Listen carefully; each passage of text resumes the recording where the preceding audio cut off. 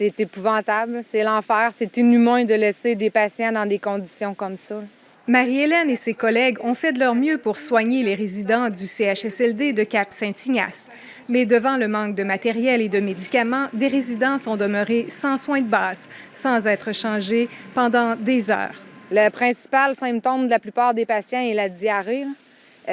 Tant qu'à moi, 10 minutes dans une diarrhée, c'est déjà trop.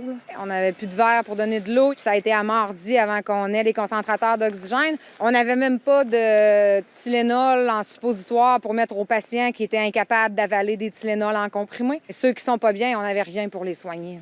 Le syndicat dit avoir demandé au CIS d'approvisionner le CHSLD au plus vite. Il y a eu 6 à 7 taxis qui ont livré du matériel au CHSLD pour que les gens aient l'équipement nécessaire pour donner les soins de base.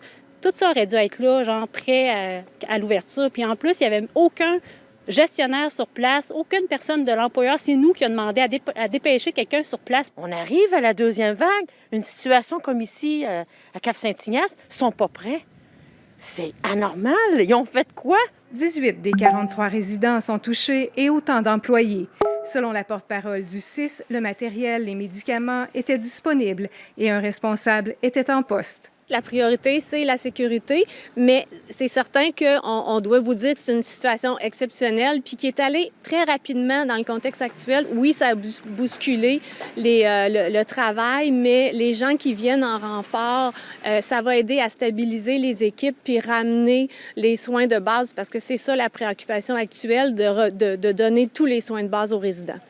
Les versions du syndicat et du CIS diffèrent, mais pour Marie-Hélène, cette expérience laisse des traces. Quand on ne me permet pas de soigner mes patients d'une façon humaine, les journées que j'ai fini de travailler ici, là, j'étais loin d'avoir le sentiment du devoir accompli. C'est ce qui fait le plus mal dans tout ça. C'est les patients qui payent.